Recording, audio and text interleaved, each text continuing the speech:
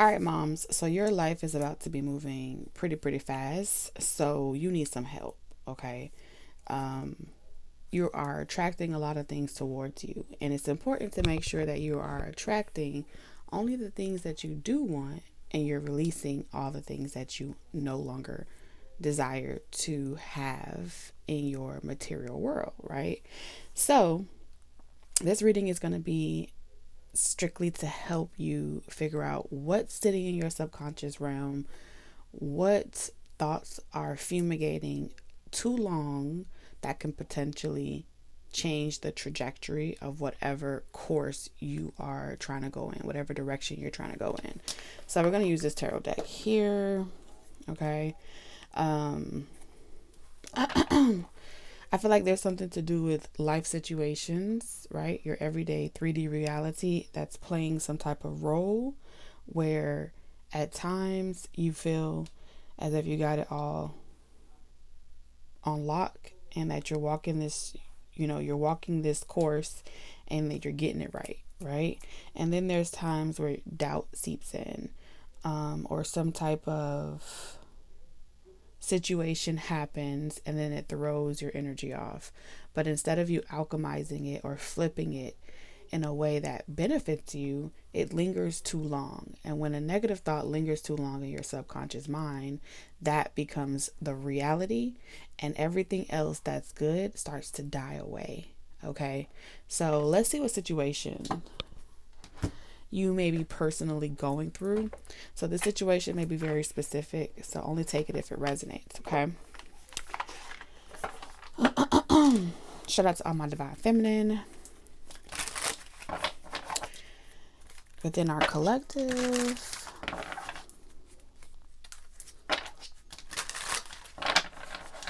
Yeah, because when you lean on your subconscious realm, it's like a belief system.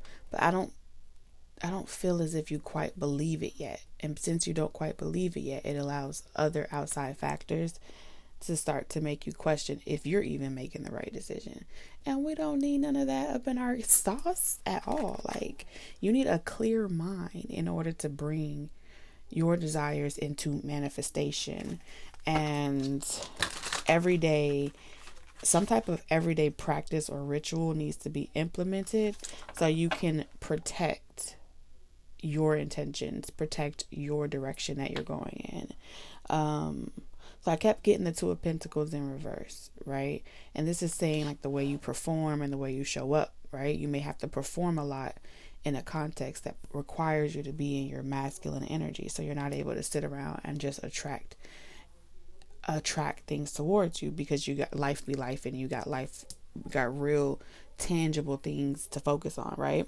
So a wish may just feel like a wish, a prayer just may feel like a prayer, because in the 3D reality you're not seeing the manifestation of that prayer or that wish coming anytime soon, and not knowing when it's going to come can make you feel as if it ain't ever gonna come. So let's see what you're dealing with.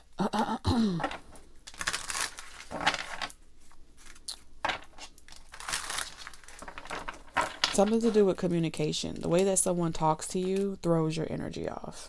All right, this could be a Leo. I was trying to say Libra, but I said Leo. So that could be significant.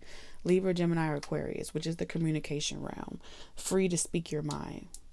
Free to express yourself as well. Your heart's true desires out loud, right? Because we know communication through voice is a very important ingredient when you are manifesting your heart's desires. So you may not have the perfect words or know how to actually form the prayer, form the affirmation, and at times when you feeling confident to do it, it's like maybe there's people around you that doesn't really reinforce that positivity that allows you to feel safe enough to speak those intentions out loud and affirm them out loud. It's almost as if you have to keep it to yourself. And when you have to keep it to yourself, there's a survival trigger that's being pressed or pushed on a regular. There's some type of it feels like a fight or flight mode being triggered, survival mode being triggered, and it puts you more in your masculine energy than your feminine energy. So if it involves someone that is in a professional context, you have to respect this person. If you don't respect this person, they have assumed some type of tyranny, of oppression over you in some context. And so when their energy steps into the room, you kind of go into that shell, and you kind of let that energy pass by before you go back to allowing yourself to attract what you want. And I feel as if whoever this person is, if it's a person, they do it intentionally because they know that their presence inflicts some type of repression in you. So it could be situations completely out of your control where they come through unexpectedly, and now they're trying to express some type of concern, and that will trigger you to listen and give this person access to you intellectually, right? So y'all will be engaging in conversation. So when you're in an energy of, you're not thinking about someone, you're not talking about them, but then you feel the presence of their energy switch from being emotionally unavailable, and now they're being emotionally unavailable, it's confusing, right? Because consistency creates a repetition that makes you feel safe and comfortable. So when you're in these fleety situations, or fleeting connections, or in environments where people are very flaky, fake, what's that other word? Like fleeting. It's like the moment that you start talking and then all of a sudden they want to change the topic. You see how that can really block your throat chakra and really make you feel as if, explain to me why I'm not performing at my optimal level. Why does this energy affect my energy so much, where 3 hours after the conversation or the interaction, you're still trying to get your shit together. You're still trying to rebalance and recalibrate the experience.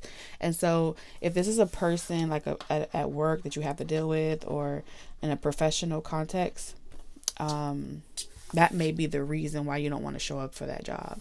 If this is a person, you got to walk into a house and you got to deal with this person, or negotiate with this person, coexist with this person, or cohabitate or something like that. Anytime when that person may leave or they're not around, you're perfectly fine. Energy's open. You're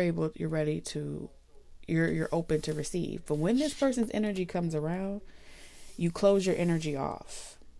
And so in the realm of the 5D, right? The universe responds to emotion, right? Your emotion then translates into currency. That spiritual currency brings that manifestation towards you faster, closer, because it's an alignment that is able to hold that agreement. And that's where we shift from faith into belief. When you shift into belief, you believe it, you know it, there's no doubt in it, whether whoever is around, it's like you're still in that realm of certainty. But there's someone in particular that trips that trigger in you, where you are kind of left feeling off balance or off kilter, because you want to keep your heart's desires and what you want safe to your chest. So it's like you put your cards close to your chest because you don't want the other person to pick up on it, pick up on that energy, read between the lines. And so you have to kind of code shift around certain people. At work, you may have to code shift. Around certain people, you may have to code shift. And I don't think it's a matter of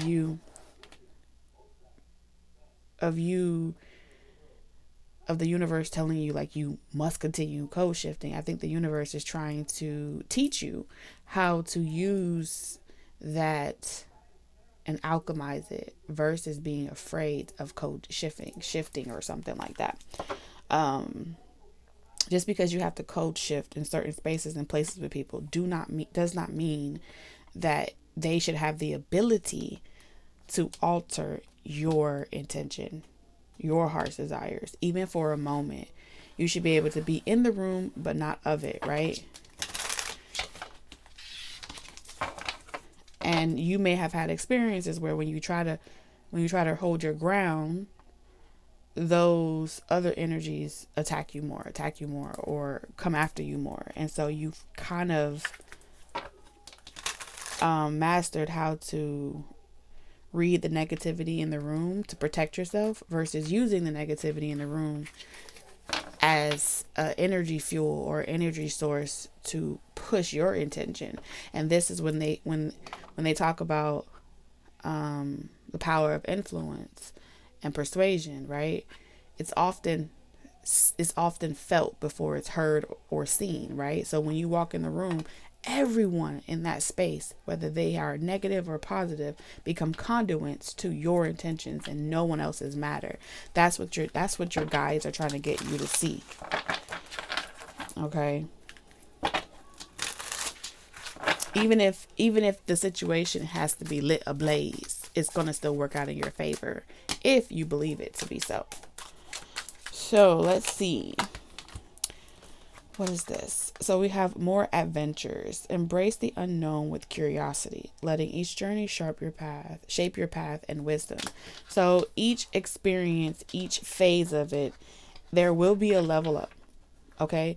Perspective is everything. No matter what it is that you are aspiring to do, your perspective is going to shape your reality. And if you perceive that you can't do something until something else is done or something else has been cleared out of the way, then you will place yourself in a waiting energy. Waiting energy becomes closed off, and it becomes out of alignment with the things that you want. So, yeah. So it's like the experience may be negative, but it can be a learning experience for both parties involved. You would then teach that person that your energy is unfuckwittable and unshakable, even in their presence, and they will see that you're unable to be bullied, you're unable to be wavered, like you have too much willpower, and then they'll go find someone else to pick on someone of their own size. That's the message that I'm getting here.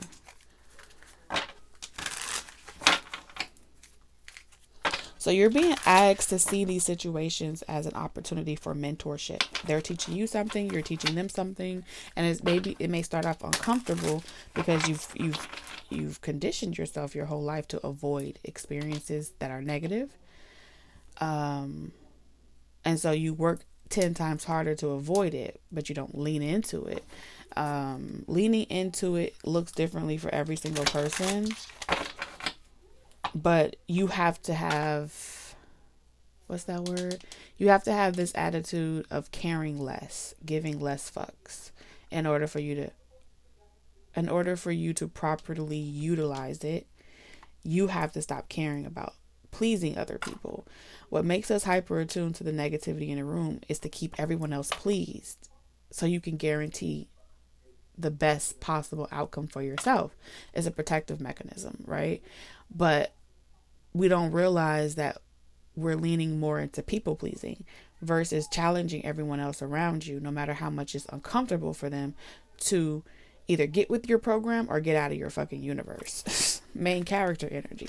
There is no if and there is no buts. It just is what it is. Like it or hate it, or love it or hate it.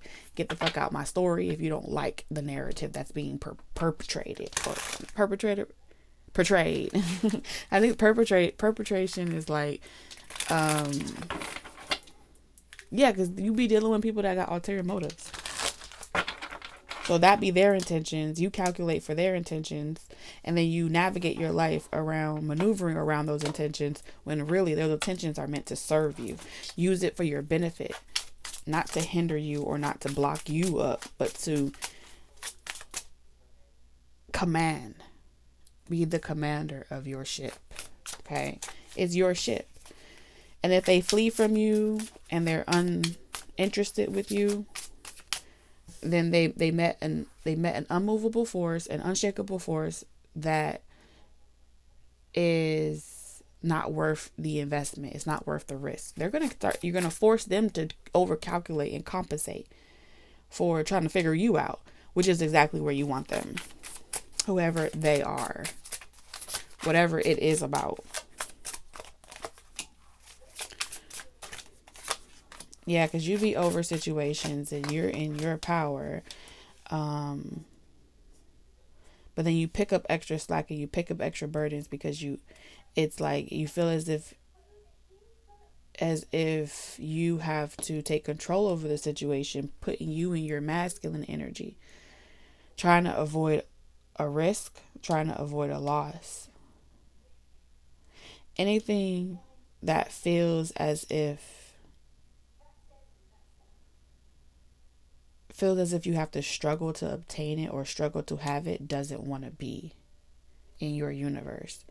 And so you're going to be constantly releasing people. And releasing people looks different for every single person. In order to know if it's time to release a person, place, or thing, you got to start to struggle with it. That resistance is saying, okay, you know what? An opportunity presented itself. I entertained it from a point where I felt comfortable entertaining it. The struggle was too much, and therefore I would take more of a loss trying to fight for something or stand my ground on something that the other person doesn't want. And so the only thing that you can do is stay rooted in your beliefs, in your confidence, and in your power. And either they will come around. It's almost like taking a page out of a predator's book, right? So when a predator wants what it wants and wants who it wants, it's going to place these barriers around you as a no, you can't go here, no, you can't go that. It's like they're going to be giving you no. And so your mind is going to then start to defend yourself. When you get into defender mode, the predator becomes aware that you feel like you have to protect yourself, and they automatically know that they put you in survival energy. Once a predator puts you in survival energy, the hunt begins, okay? The play begins. When a person tells you no, and you still want to go that direction, the best option in those situations is to do what the fuck you want to do, regardless of being told no. And that is when the predator becomes aware that you have way more willpower than every other prey that it stalks or that it hunts or whatever. And so you got to kind of be like Rafiki. The best example they're giving me is Rafiki from Mufasa. The movie Mufasa. When Scar came to him and was like, you look like you're good to eat, he kept walking. When Mufasa, Sarabi, and all of them came to him like, are you aware that we're predators? It's like a person saying, do you know who I am? And what did he say? Do you know who I am? That's the type of confidence you got to have. One like Rafiki. And it doesn't have to be said. What perplexed those predators was the fact that he continued his course with a type of what's the word I'm looking for? He had certainty. He commanded the space in the room because of his certainty in the direction that he was going. It didn't matter if he looked crazy, if anyone believed him. All he said was, I am going here. He didn't have a wavering faith. He had conviction in his journey, in his course. And so every last single person can get the fuck on, or they can go with him to Malele. And that's where you are right now. You're in a position where you don't need anyone. This is absolute authority and power. The only time you shift your universe is when you start to struggle with the authority that you have to take, with the position of power you have to even have to begin with. When you start thinking about, why do I even have to make these commands or have these orders? Heavy is the head that wears the crown. But if you have to make that decision, you have to make it knowing the loss, knowing the consequences, and you have to be that unwavering, that unshakable force. That's what I'm getting. Because can't nobody tell you what you should be doing. And then the hermit energy is people then being triggered and then feeling as if they have to humble you. You may struggle with that, with being aware of that, but awareness is only insight into those that seek to oppress you or to deviate you from your course, right? I don't know why I heard deviated septum or something like that. I don't know what that's about. Where it's like, okay, well, if you do that, then this is going to happen. If and then hypotheses can't exist in your spiritual realm because it is based off of anxiety. If and then hypothesis is anxiety spinning its own web of infinite possibilities of how things can go wrong. And when you program yourself to focus on the things that could go wrong, you manifest the wrong outcomes faster. Yeah. So every time you check yourself where you're saying, am I doing the right thing? Am I being a tyrant? Am I exhibiting authority qualities in a fair way? Every time you question whether or not you are making the right decision in a fair way, you put your energy, you shift your energy into like doubt. That's what this feels like. Because it's like, what if? You hear the if and then? What if it's easier if I go the other way? What if? What if a lot of things? And anxiety is only going to have you fearing everything. It's not going to serve you. It's a survival mode. Protective mechanism, survival mode. So there's some type of human condition, behavioral pattern that occurs. But I feel like whoever it is that's tripping this in your psyche is trying to get you to see that you still care about what people think of you. You still doubt if you are making the right choices, if you're being fair, if you're being a fair leader, if you're being a fair person of power. And then you start to put more power in other people's narrative about you versus being in full control of the narrative that you want. That's going to drain your energy and your fuel on your journey forward as you move forward. And so this is like the guides coming through saying, we need you to temper this. We need you to start practicing checking yourself when you feel yourself make that shift and code shift back faster so you can alchemize. When you feel that feeling of you wondering what everyone else is thinking about you, or if they think that you are being a tyrant, or if they think that you are being this or being that, that's that people pleasing shit. Then you become uncertain if you should continue in that direction or if you should course correct. All right, that's going to put you from an imbalanced standpoint. And this is why, and then you go back into that hermit mode, and then you realize, no, I am doing the right thing. I'm going to keep doing it. And that's kind of like using your own insecurities against you, using your own fear of right and wrong against you. A good leader makes decisions and stand by them, even to the point of reckoning, because you made it to begin with. The question is, do you believe that there is really no wrong decision? And if you believe that there really is no wrong decision, you would stop doubting the ones that you're making. I don't know who that message is for, but you needed to hear that. Someone needed to hear that. And let's get some tea leaves to confirm and close this thing out. Successfully overcoming a problem Okay, I'm here like a bridge over troubled waters. I will lay thee down. So this is dealing with a relationship with a man or older man or someone that is, they use your depression and your state of mind, your central nervous system against you to monitor you like a hall pass. They give you a leash to think that you're free, but they feel as if they still own you.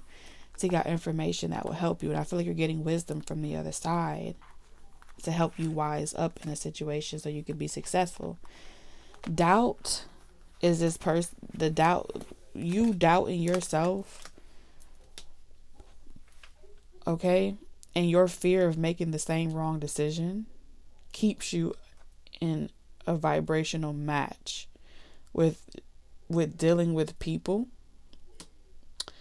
where you value their opinion of you more than you value your own. Time to go out and have fun. You are meant to live your life. This is your journey. You owe no one an explanation. You do not have to take someone with you. You do not have to pardon someone.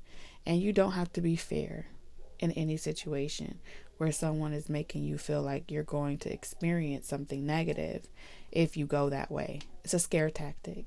And the scare tactic is a distraction because someone is monitoring you and using